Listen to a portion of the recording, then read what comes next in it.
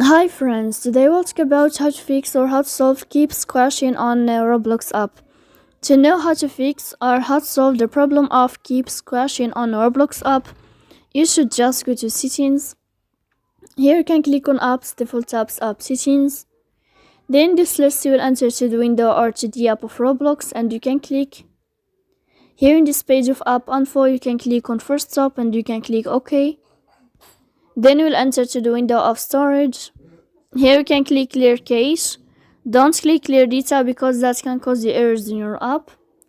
In the end, you can turn off your Wi-Fi and you can wait a moment to turn on your Wi-Fi again. So please don't forget to support us by like and subscribe. See you next time in another video and thank you for your attention and your watching. Goodbye.